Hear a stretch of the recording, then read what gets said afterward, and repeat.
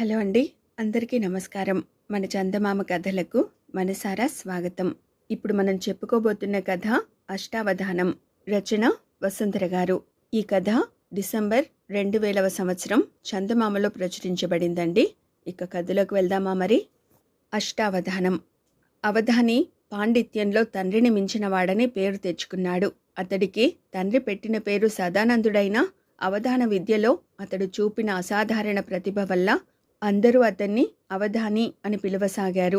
అవధాన విద్యలో అతి కష్టమైనవి అష్టావధానము, శతావధానము. శతావధానంలో అవధాని చుట్టూ 100 మంది ఉంటారు. ఒక్కొక్కరు ఒక్కొక్క ప్రశ్న అడుగుతారు. ఆ ప్రశ్నకు జవాబు పద్య రూపంలో చెప్పాలి. సాధారణంగా పద్యాలకు 4 పాదాలుంటాయి. అవధాని మొత్తం పద్యాన్ని ఒక్కసారే చెప్పకూడదు. ముందుగా ఒక్కొక్కరికి పద్యంలోని మొదటి పాదం వినిపించాలి. తర్వాత నుంచి ఎవరెవరు ఏ ప్రశ్న వేశారో గుర్తుంచుకుని ఒక్కొక్కరికే 2వ పాదం వినిపించాలి. అదే పద్ధతిలో 3వ పాదం, 4వ పాదం వినిపించాక చివరగా అందరికీ ఎవరి పద్యం వారికి 4 పాదాలతోటి చెప్పాలి. జ్ఞాపక శక్తికి, మేధాశక్తికి, పాండిత్యానికి పెద్ద పరీక్షగా ఉండే ఈ శతావధానాన్ని అవలీలగా చేసేవాడు అవధాని. శతావధానం కంటే కష్టమైనది అష్టావధానం. ఇందులో అవధాని చుట్టూ 8 మంది ప్రశ్నలు అడిగేవారుంటారు. వీరిని పృచ్ఛకులంటారు. అవధాన సమయంలో ఈ పృచ్ఛకులు 8 విపరీత తరహాల్లో పండితుణ్ణి పరీక్షిస్తారు. ఒకడు సమస్య నుంచి పూరించమంటాడు. రెండోవాడు అవధానిని పువ్వుతో మృదువుగా తాకుతుంటాడు. మూడోవాడు వెర్రి మొర్రి ప్రశ్నలతో వ్యర్థ ప్రసంగం చేస్తుంటాడు. 4వవాడు చదరంగమాడుతాడు. 5వవాడు 64 అక్షరాలున్న ఒక శ్లోకంలోని అక్షరాలను ఒక క్రమంలో కాక తనకు తోచిన రీతిలో చెబుతుంటాడు. అంటే ముందుగా 52వ అక్షరం, తర్వాత 18, తర్వాత 1, అలా తనకిష్టం వచ్చినట్లు చెబుతాడు. 6వవాడు పద్యం చెప్పమని సగంలో ఆపి పండితుడు ఏ పదం వాడుతున్నాడో ముందే ఊహించి ఆ పదం కాక ఇంకేదైనా వాడాలంటాడు. 7వవాడు ఆగి ఆగి గంటలు కొడుతుంటాడు. 8వవాడు వ్యాకరణానికి సంబంధించిన ప్రశ్నలు వేస్తుంటాడు.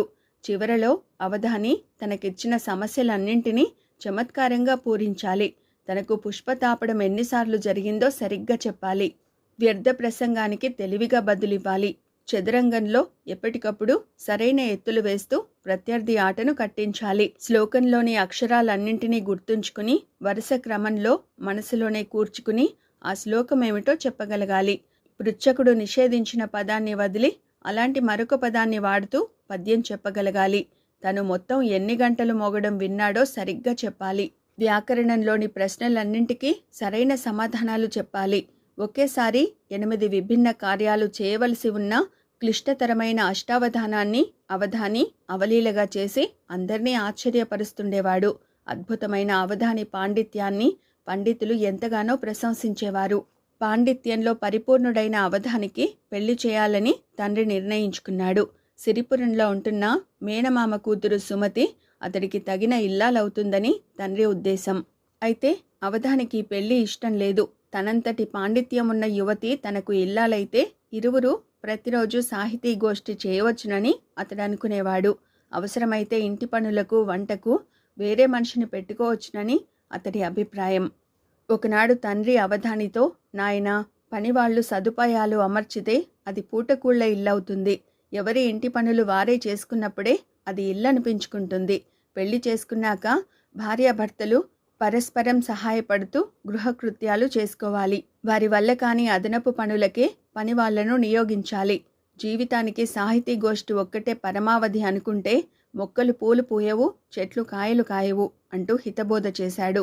అంతా శ్రద్ధగా విన్న అవధాని, మీరు చెప్పింది బాగానే ఉన్నప్పటికీ అది సామాన్యులకు చెల్లుతుంది. నేను అష్టావధానిని. నా భార్య నాకు తగినట్లు ఉండాలనుకోవడంలో తప్పులేదు కదా అన్నాడు. కొడుక్కు పాండిత్యమే తప్ప లౌకిక జ్ఞానం ఇంకా అబ్బలేదని గ్రహించిన తండ్రి చిరునవ్వు నవ్వి, ఒక్కసారి సిరిపురం వెళ్ళి సుమతిని చూసిరా. ఆ పిల్ల నీకు నచ్చకపోతే వేరే పిల్లను చూద్దాం అన్నాడు. సుమతి ఎంతో అందమైన పిల్ల. ఆమెను ఒక్కసారి చూస్తే కొడుకు బుద్ధి మారగలదని తండ్రి నమ్మకం. తన మనసుకు నచ్చకపోయినా తండ్రి మాట కాదనడం దేనికిలే అని అవధాని సిరిపురం వెళ్ళాడు. మేనమామ అతన్ని ఎంతో ఆప్యాయంగా ఆదరించాడు. ఆయన సుమతిని పిలిచి, చూసావా, నీ బావ వచ్చాడు, మనింట్లో 4 రోజుల పాటుంటాడు, ఏ లోటు జరగకుండా చూసుకునే బాధ్యత నీది అని చెప్పాడు. సుమతి అందం చూసిన అవధాని కళ్ళు చెదిరిపోయాయి. మేనమామ ఆమెను తన సేవలకు వినియోగించడం ఇద్దరికీ సాన్నిహిత్యాన్ని పెంచడానికేనని అతడు గ్రహించి, నాకు కావలసింది అందం కాదు, పాండిత్యం, అది వీళ్లకు తెలియదు, తిరిగి వెళ్లే ముందు ఆ విషయం చెప్పాలి అనుకున్నాడు. అయితే తన అంచనా పొరబాటని మర్నాడు సుమతి ప్రవర్తన చూసిన అవధాని గ్రహించగలిగాడు. ఆమె చురుకుదనం, ప్రవర్తన చూసి ఆశ్చర్యపోయాడు. కోడి కూయగానే నిద్రలేస్తుంది సుమతి. ఇంటి ముందు కల్లాపు చల్లి అందమైన ముగ్గులు వేస్తుంది. వయసు పైబడి మంచం పట్టిన బామ్మకు వేళ ప్రకారం మందులిస్తుంది. పూజా పునస్కారాల్లో మునిగిపోయిన తల్లికి అన్నీ అమర్చుతుంది. వదినకు వంటింట సాయం చేస్తుంది. అందరికీ పలహారాలు తనే స్వయంగా అందించి అడిగేలోగానే మంచినీళ్లు తెచ్చిపెడుతుంది. తండ్రికి అన్నకు బయటకు వెళ్లాలంటే బట్టలు తనే తీసి ఇస్తుంది. చెప్పులు దులిపి సిద్ధం చేస్తుంది. అన్నగారి చంటి పాపను చక్కటి పాటతో లాలిస్తూ ఉంటుంది. ఇంటికెవరు వచ్చినా ఎవరెందుకొచ్చారో వెంటనే గ్రహించి వారికి తగిన సమాధానాలిచ్చి పంపిస్తుంది. ఇన్ని చేస్తూ కొత్తగా వచ్చిన బావ అవసరాలను ఎప్పటికప్పుడు చూసుకుంటుంది. అన్నిటికన్నా విశేషం, మధ్య మధ్య వీలు చూసుకుని తన అందానికి మెరుగులు దిద్దుకుంటూ ఎప్పుడు చూసినా అప్పుడే విరిసిన పువ్వులా ఉంటుంది. ఎవరైనా తనను వేళాకోళం చేయబోతే సందర్భోచితమైన సామెతలతో టక్కున బదులు చెప్పి అవతల వారిని నోరెత్తకుండా చేస్తుంది. అందర్నీ అంత బాగా చూసుకుంటుందనే తండ్రి ఆమెను తన అవసరాలను గమనించేందుకు నియమించాడని గ్రహించాడు అవధాని. సాయంత్రం సుమతి అవధానిని ఊరంతా తిప్పి అక్కడి విశేషాలను, కథలను, విష్ణాలయ మహాత్మ్యాన్ని గురించి వివరంగా చెప్పింది. అవధాని ఆమెకు గల సాంస్కృతిక పరిజ్ఞానాన్ని మెచ్చుకుని, మీ ఊరు గురించి నీకు తెలిసినంతగా మా ఊరు గురించి నాకు తెలియదనుకుంటాను అన్నాడు. సుమతి నవ్వి, ఊరికే నన్ను మెచ్చుకునేందుకు అలాగంటున్నావు కానీ నీ పాండిత్యం లోక విదితం కాదా? నీ గురించిన విశేషాలు చెప్పు, వినాలని ఉన్నది అన్నది. అవధాని తను చేసిన అష్టావధానం గురించి వివరించగా సుమతి పెద్ద పెద్ద కళ్ళు చేసుకుని విన్నది. అతడు తన ముంజేతి కంకణాన్ని చూపి, ఈ స్వర్ణ కంకణం నాకు అష్టావధానానికే లభించింది అన్నాడు. సుమతి చిన్నగా నిట్టూర్చి, నాకు ఇలా స్వర్ణ కంకణం తొడిగించుకునేంత గుర్తింపు ఎప్పుడు వస్తుందో అన్నది. సుమతి, రోజంతా నువ్వు చేసే పనులు అష్టావధానాన్ని మించిపోయాయి. నీ జ్ఞాపక శక్తి, సామర్థ్యం రెండూ కూడా అపారం. నీకు ఇష్టమైతే నేను నీకు శిక్షణనిచ్చి ఏడాదిలో గొప్ప అవధానిని చేసి అప్పుడు నిన్ను పెళ్లి చేసుకుంటాను అన్నాడు అవధాని. సుమతి తల అడ్డంగా ఊపుతూ, కానీ నాకు అవధానిని కావాలని లేదు. శ్రోతలను రంజింపజేయడం ఒక గొప్ప కళే. అయినా నాకు మనుషుల అవసరాలు చూసి తోడ్పడ్డంలోనే బ్రహ్మానందం ఉంది. అందుకే ఇంట్లో అమ్మను పూజా మందిరంలోకి, వదినను వంటింట్లోకి నెట్టి అన్ని పనులు నేనే చూసుకుంటున్నాను అన్నది. ఈ మాటలు విని అవధాని తెల్లబోయాడు. అతడు నెమ్మదిగా, నువ్వు చెప్పింది నిజం. నా విద్య తీరిక సమయాల్లో కాలక్షేపానికి, వినోదానికి అయితే, నీ విద్య ఇతరులను సుఖపెట్టి వాళ్లకు తీరికను, విశ్రాంతిని కలిగిస్తుంది. నా అష్టావధానం కంటే గొప్పది నీ అష్టావధానం.